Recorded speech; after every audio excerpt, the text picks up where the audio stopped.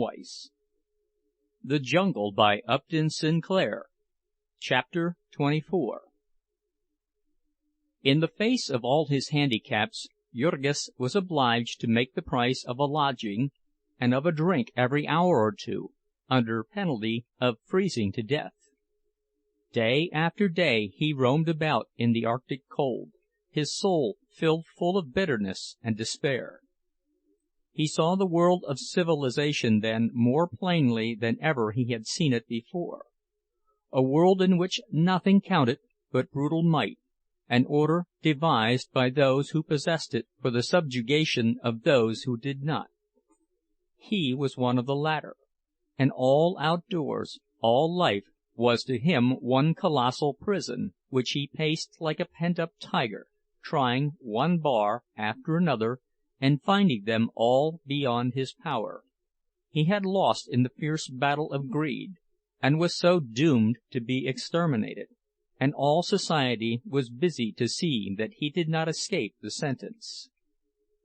Everywhere that he turned were prison bars, and hostile eyes following him. The well-fed, sleek policemen, from whose glances he shrank, and who seemed to grip their clubs more tightly when they saw him, the saloon-keepers, who never ceased to watch him while he was in their places, who were jealous of every moment he lingered after he had paid his money, the hurrying throngs upon the streets, who were deaf to his entreaties, oblivious of his very existence, and savage and contemptuous when he forced himself upon them. They had their own affairs, and there was no place for him among them. There was no place for him anywhere. Every direction he turned his gaze, this fact was forced upon him. Everything was built to express it to him. The residences, with their heavy walls and bolted doors, and basement windows barred with iron; the great warehouses filled with the products of the whole world, and guarded by iron shutters and heavy gates; the banks, with their unthinkable billions of wealth, all buried in safes and vaults of steel. And then one day there befell Jurgis the one adventure of his life. It was late at night, and he had failed to get the price of a lodging. Snow was falling, and he had been out so long that he was covered with it, and was chilled to the bone. He was working among the theater crowds, flitting here and there, taking large chances with the police, in his desperation half hoping to be arrested. When he saw a bluecoat start toward him, however, his heart failed him, and he dashed down a side street and fled a couple of blocks. When he stopped again, he saw a man coming toward him, and placed himself in his path. "Please, sir," he began in the usual formula, "will you give me the price of a lodging? I've had a broken arm, and I can't work, and I've not a cent in my pocket. I'm an honest working man, sir, and I never begged before. It's not my fault, sir."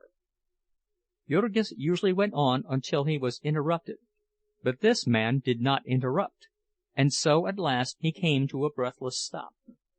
The other had halted, and Jurgis suddenly noticed that he stood a little unsteadily. "What's that you say?" he queried suddenly, in a thick voice. Jurgis began again, speaking more slowly and distinctly. Before he was half through, the other put out his hand and rested it upon his shoulder. "Poor old chappie," he said. "Been up against it, eh?" Then he lurched toward Jurgis, and the hand upon his shoulder became an arm around his neck. "Up against it myself, old sport," he said. "She's a hard old world." They were close to a lamp-post, and Jurgis got a glimpse of the other. He was a young fellow, not much over 18, with a handsome boyish face. He wore a silk hat and a rich, soft overcoat with a fur collar, and he smiled at Jurgis with benignant sympathy. "I'm hard up too, my good friend," he said. "I've got cruel parents, or I'd set you up. What's the matter with her?" "I've been in the hospital." "Hospital!" exclaimed the young fellow, still smiling sweetly. "That's too bad. Same's my Aunt Polly. My Aunt Polly's in the hospital, too. Old Auntie's been having twins. What's the matter with you?" "I've got a broken arm," Jurgis began. "So," said the other sympathetically. "That ain't so bad. You get over that. I wish somebody'd break my arm, old chappie. Damn if I don't. Then they'd treat me better. Hic! Hold me up, old sport. What's it you want me do?" "I'm hungry, sir," said Jurgis. "Hungry? Why don't you have some supper?" "I've got no money, sir." "No money? Ho, ho! Let's be chums, old boy. Just like me. No money either. Almost busted. Why don't you go home then, same's me?"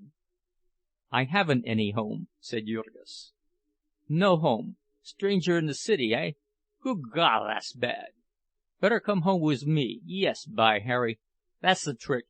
You'll come home and have some supper, with me. Awful lonesome. Nobody home. Governor gone abroad. Bubby's on honeymoon. Polly having twins. Every damn soul gone away. Nuff to drive a feller to drink, I say. Only old Ham standing by, passing plates. Damn if I can eat like that. No, sir. The club for me every time, my boy, I say. But then they won't let me sleep there. Governor's orders, by Harry. Home every night, sir. Ever hear anything like that? Every morning, do? I asked him. No, sir. Every night, and no allowance at all, sir. That's my governor, nice as nails, by Harry. Told old Ham to watch me, too. Servants spying on me. What's your think that, my friend? A nice, quiet, good-hearted young feller like me, and his daddy can't go to Europe, and leave him in peace. Ain't that a shame, sir? And I gotter go home every evening and miss all the fun, by Harry. That's what's the matter now. That's why I'm here. Had to come away and leave Kitty. Left her crying, too. What you think of that, old sport? Let me go, kitten, says I. I come early and often. I go where duty calls me. Farewell, farewell, my own true love. Farewell, farewell, my own true love. This last was a song, and the young gentleman's voice rose mournful and wailing, while he swung upon Jurgis' neck. The latter was glancing about nervously, lest someone should approach. They were still alone, however. "But I came all right," continued the youngster aggressively. I can have my own way when I want it, by Harry. Freddie Jones is a hard man to handle when he gets going. No, sir, says I. By thunder, and I don't need anybody coming home with me, either. What you take me for, hey? Think I'm drunk, don't you, hey? I know you, but I'm no more drunk than you are, kittens, says I to her. And then she says, "That's true, Freddie dear." She's a smart one, is Kitty. "But I'm stayin' in the flat, and you're goin' out into the cold, cold night." "Put it in a poem, lovely Kitty," says I. "No jokin', Freddie, my boy," says she. "Let me call a cab now, like a good dear. But I can call my own cabs, don't you fool yourself, and I know what I'm a-doin', you bet. Say, my friend, what you say? Will ye come home and see me, and have some supper? Come 'long like a good feller. Don't be haughty. You're up against it, same as me, and you can understand a feller. Your heart's in the right place, by Harry. Come 'long, old chappie, and we'll light up the house, and have some fizz, and we'll raise hell, we will. Whoop-la! So long's I'm inside the house, I can do as I please. The guv'nor's own very orders, by God. Hip, hip!" They had started down the street, arm in arm, the young man pushing Jurgis along, half dazed. Jurgis was trying to think what to do. He knew he could not pass any crowded place with his new acquaintance without attracting attention and being stopped. It was only because of the falling snow that people who passed here did not notice anything wrong. Suddenly, therefore, Jurgis stopped. "Is it very far?" he inquired. "Not very," said the other. "Tired are you, though? Well, we'll ride. What you say? Good. Call a cab." And then, gripping Jurgis tight with one hand, the young fellow began searching his pockets with the other. "You call, old sport, and I'll pay," he suggested. "How's that, hey?" And he pulled out from somewhere a big roll of bills. It was more money than Jurgis had ever seen in his life before, and he stared at it with startled eyes. "Looks like a lot, hey?" said Master Freddie, fumbling with it. "Fool you, though, old chappie. They're all little ones. I'll be busted in one more week, sure thing, word of honor. And not a cent more till the first governor's orders. Not a cent, by Harry. 'Nough to set a feller crazy, it is. I sent him a cable this afternoon. That's one reason more why I'm going home. Hangin' on the verge of starvation, I says, for the honor of the family. Send me some bread.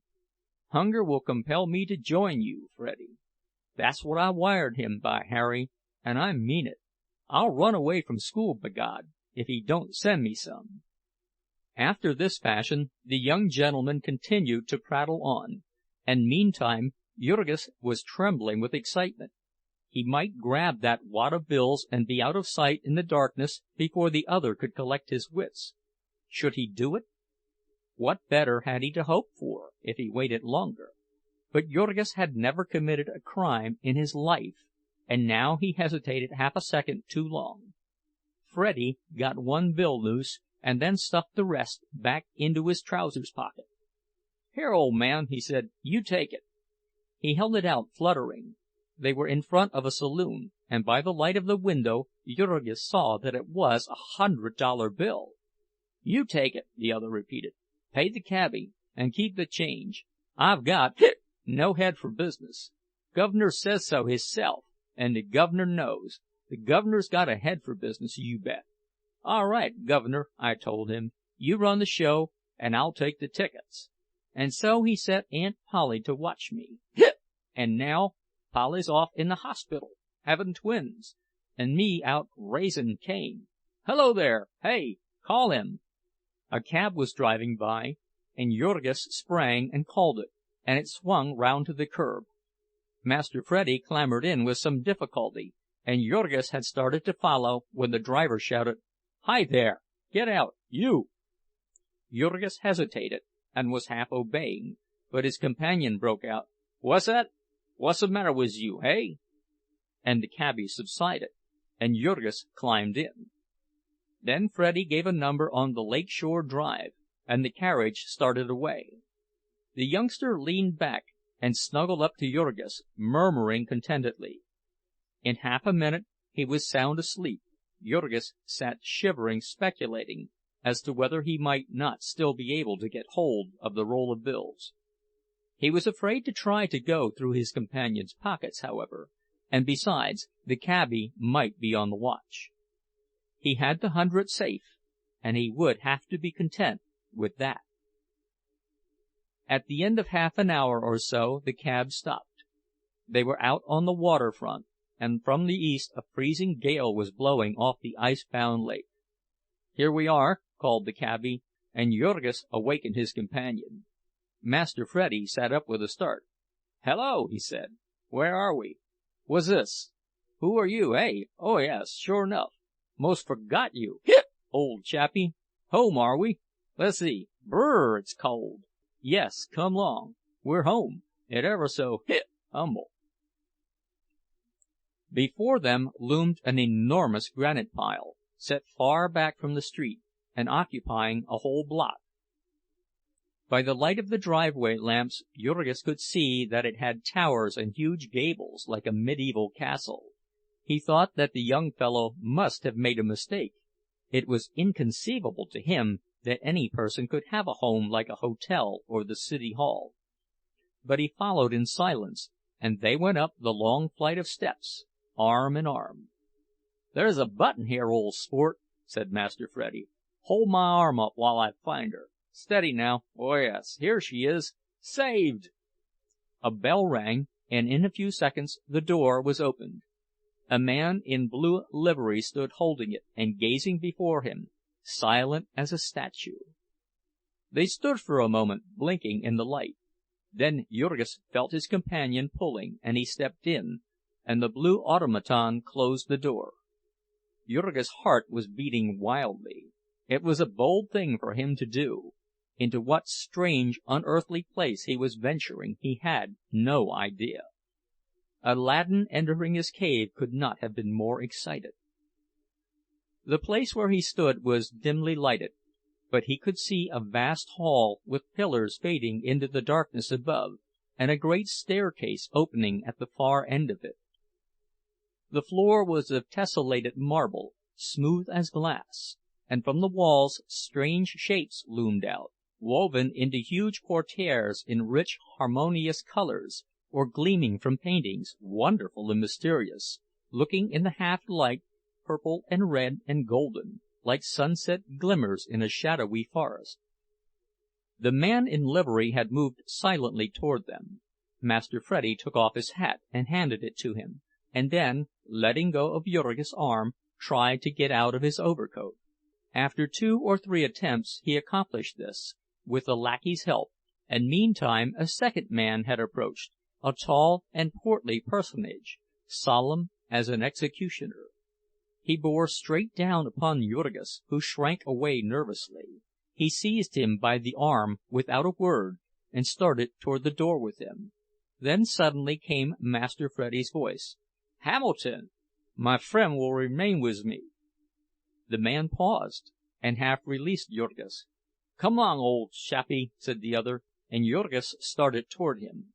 "Master Frederick!" exclaimed the man. "See that the cabby is paid," was the other's response, and he linked his arm in Jurgis. Jurgis was about to say, "I have the money for him," but he restrained himself. The stout man in uniform signaled to the other, who went out to the cab while he followed Jurgis and his young master. They went down the great hall and then turned. Before them were 2 huge doors. "Hamilton?" said Master Freddie. "Well, sir?" said the other. "What's the matter with the dining-room doors?" "Nothing is the matter, sir." "Then why don't you open 'em?" The man rolled them back.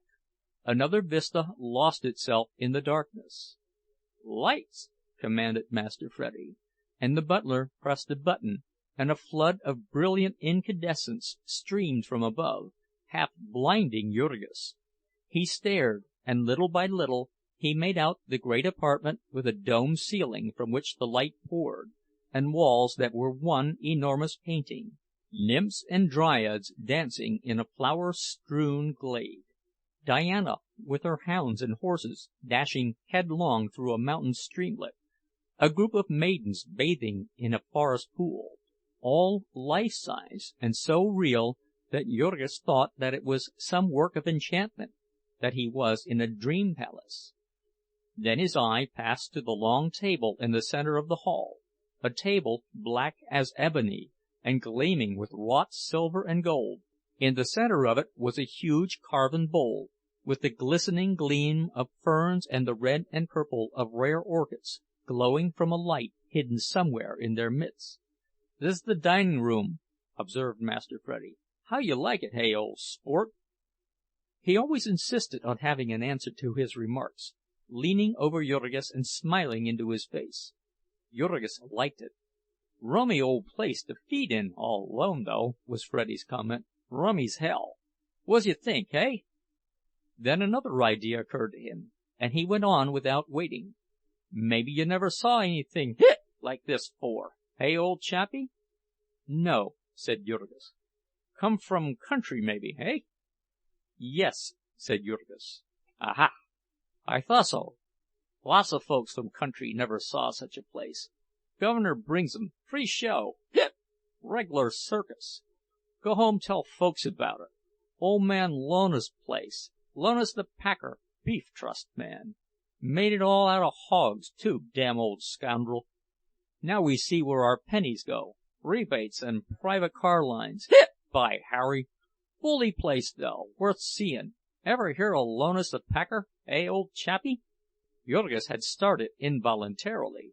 The other, whose sharp eyes missed nothing, demanded, "What's the matter, hey? Heard of him?" And Jurgis managed to stammer out, "I have worked for him in the yards." "What?" cried Master Freddie with a yell. "You? In the yards? Ho, ho! Why, say, that's good. Shake hands on it, old man, by Harry.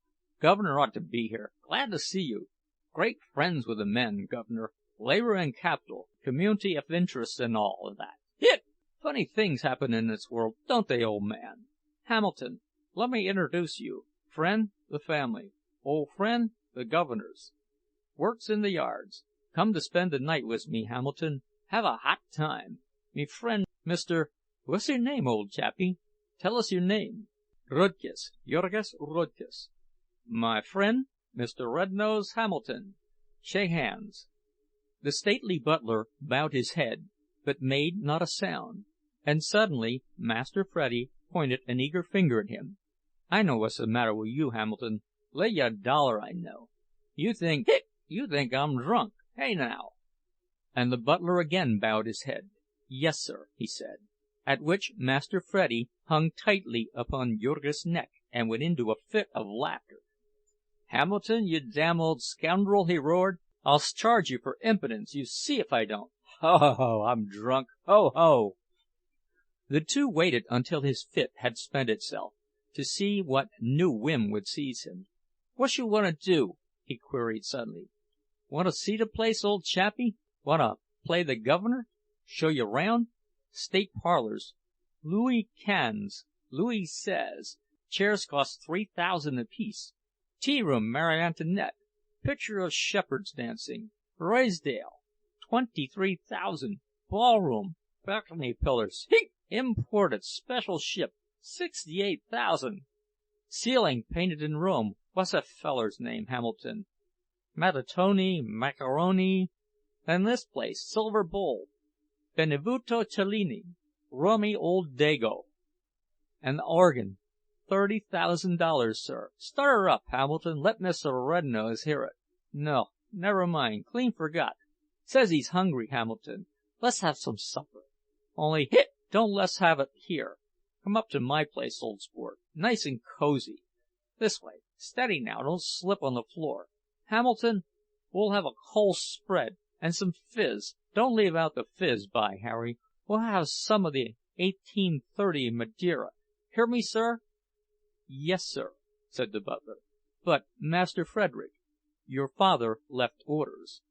And Master Frederick drew himself up to a stately height. "My father's orders were left to me, and not to you," he said. Then, clasping Jurgis tightly by the neck, he staggered out of the room. On the way another idea occurred to him, and he asked, "Any cable message for me, Hamilton?" "No, sir," said the butler. "Governor must be traveling. And how's the twins, Hamilton?" "They are doing well, sir." "Good," said Master Freddie, and added fervently, "God bless 'em, the little lambs." They went up the great staircase, one step at a time. At the top of it there gleamed at them out of the shadows the figure of a nymph crouching by a fountain, a figure ravishingly beautiful, the flesh warm and glowing with the hues of life. Above was a huge court with domed roof, the various apartments opening into it. The butler had paused below but a few minutes to give orders, and then followed them. Now he pressed a button, and the hall blazed with light. He opened a door before them, and then pressed another button as they staggered into the apartment. It was fitted up as a study. In the center was a mahogany table covered with books and smokers' implements. The walls were decorated with college trophies and colors, flags, posters, photographs, and knickknacks, tennis rackets, canoe paddles, golf clubs, and polo sticks. An enormous moose head with horns 6 feet across faced a buffalo head on the opposite wall, while bear and tiger skins covered the polished floor. There were lounging chairs and sofas, window seats covered with soft cushions of fantastic designs. There was one corner fitted in Persian fashion, with a huge canopy and a jeweled lamp beneath. Beyond, a door opened upon a bedroom, and beyond that was a swimming pool of the purest marble, that had cost about $40,000. Master Freddie stood for a moment or two, gazing about him. Then out of the next room a dog emerged, a monstrous bulldog, the most hideous object that Jurgis had ever laid eyes upon. He yawned, opening a mouth like a dragon's, and he came toward the young man, wagging his tail. "Hello, Dewey!" cried his master. "Been having a snooze, old boy? Well, well, hello there, what's the matter?" The dog was snarling at Jurgis. "Why, Dewey, this is my friend, Mr. Rednose, old friend the Guv'ner's. Mr. Rednose, Admiral Dewey. Shake hands, hic! Ain't he a daisy, though? Blue ribbon at the New York show. 8,500 at a clip. How's that, hey?" The speaker sank into one of the big armchairs, and Admiral Dewey crouched beneath it. He did not snarl again, but he never took his eyes off Jurgis. He was perfectly sober, was the Admiral. The butler had closed the door, and he stood by it, watching Jurgis every second. Now there came footsteps outside, and as he opened the door a man in livery entered, carrying a folding table, and behind him 2 men with covered trays. They stood like statues while the first spread the table and set out the contents of the trays upon it. There were cold pâtés and thin slices of meat, tiny bread and butter sandwiches with the crust cut off, a bowl of sliced peaches and cream in January, little fancy cakes, pink and green and yellow and white, and half a dozen ice-cold bottles of wine. "That's the stuff for you!" cried Master Freddie exultantly as he spied them. "Come on, old chappie, move up!" And he seated himself at the table. The waiter pulled a cork, and he took the bottle and poured 3 glasses of its contents in succession down his throat. Then he gave a long drawn-out sigh, and cried again to Jurgis to seat himself. The butler held the chair at the opposite side of the table, and Jurgis thought it was to keep him out of it, but finally he understood that it was the other's intention to put it under him, and so he sat down, cautiously and mistrustingly. Master Freddie perceived that the attendants embarrassed him, and he remarked with a nod to them, "You may go." They went, all save the butler. "You may go too, Hamilton," he said. "Master Frederick," the man began. "Go!" cried the youngster angrily. "Damn you, don't you hear me?" The man went out and closed the door. Jurgis, who was as sharp as he, observed that he took the key out of the lock, in order that he might peer through the keyhole. Master Frederick turned to the table again. "Now," he said, "go for it." Jurgis gazed at him doubtingly. "Eat!" cried the other. "Pile in, old chappie." "Don't you want anything?" Jurgis asked. "Ain't hungry," was the reply. "Only thirsty. Kitty and me had some candy. You go on." So Jurgis began without further parley. He ate as with 2 shovels, his fork in one hand and his knife in the other. When he once got started, his wolf hunger got the better of him, and he did not stop for breath until he had cleared every plate. "Gee whiz!" said the other, who had been watching him in wonder. Then he held Jurgis the bottle. "Let's see you drink now," he said, and Jurgis took the bottle and turned it up to his mouth, and a wonderfully unearthly liquid ecstasy poured down his throat, tickling every nerve of him, thrilling him with joy. He drank the very last drop of it, and then he gave vent to a long-drawn "Ah!" "Good stuff, eh?" said Freddie sympathetically. He had leaned back in the big chair, putting his arm behind his head, and gazing at Jurgis. And Jurgis gazed back at him. He was clad in spotless evening dress, was Freddie, and looked very handsome. He was a beautiful boy, with light golden hair and the head of an Antinous. He smiled at Jurgis confidingly, and then started talking again, with his blissful insouciance. This time he talked for 10 minutes at a stretch, and in the course of the speech he told Jurgis all of his family history. His big brother Charlie was in love with the guileless maiden who played the part of Little Bright Eyes in the Caliph of Kamskatka. He had been on the verge of marrying her once, only the governor had sworn to disinherit him, and had presented him with a sum that would stagger the imagination, and that had staggered the virtue of Little Bright Eyes. Now Charlie had got leave from college, and had gone away in his automobile on the next best thing to a honeymoon. The governor had made threats to disinherit another of his children also, Sister Gwendolen, who had married an Italian marquis with a string of titles and a dueling record. They lived in his chateau, or rather had, until he had taken to firing the breakfast dishes at her. Then she had cabled for help, and the old gentleman had gone over to find out what were his Grace's terms. So they had left Freddie all alone, and he with less than $2,000 in his pocket. Freddie was up in arms, and meant serious business, as they would find out in the end. If there was no other way of bringing them to terms, he would have his kittens wire that she was about to marry him, and see what happened then. So the cheerful youngster rattled on, until he was tired out. He smiled his sweetest smile at Jurgis, and then closed his eyes sleepily.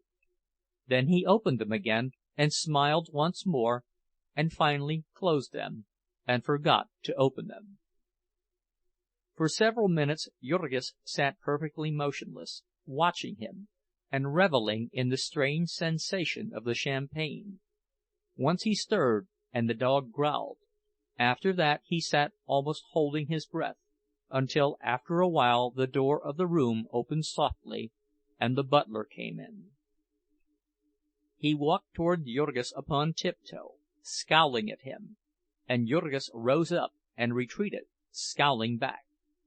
So until he was against the wall, and then the butler came close and pointed to the door. "Get out of here," he whispered. Jurgis hesitated, giving a glance at Freddie, who was snoring softly. "If you do, you son of a—" hissed the butler, "I'll mash in your face for you before you get out of here." And Jurgis wavered but an instant more. He saw Admiral Dewey coming up behind the man, and growling softly to back up his threats. Then he surrendered, and started toward the door. They went out without a sound, and down the great echoing staircase, and through the dark hall. At the front door he paused, and the butler strode close to him. "Hold up your hands!" he snarled. Jurgis took a step back, clenching his one-well fist. "What for?" he cried, and then, understanding that the fellow proposed to search him, he answered, "I'll see you in hell first." "Do you want to go to jail?" demanded the butler menacingly. "I'll have the police." "Have 'em!" roared Jurgis with fierce passion. "But you won't put your hands on me till you do. I haven't touched anything in your damned house, and I'll not have you touch me." So the butler, who was terrified lest his young master should waken, stepped suddenly to the door and opened it. "Get out of here," he said. And then, as Jurgis passed through the opening, he gave him a ferocious kick that sent him down the great stone steps at a run, and landed him sprawling in the snow at the bottom. End of chapter 24. Recording by Tom Weiss.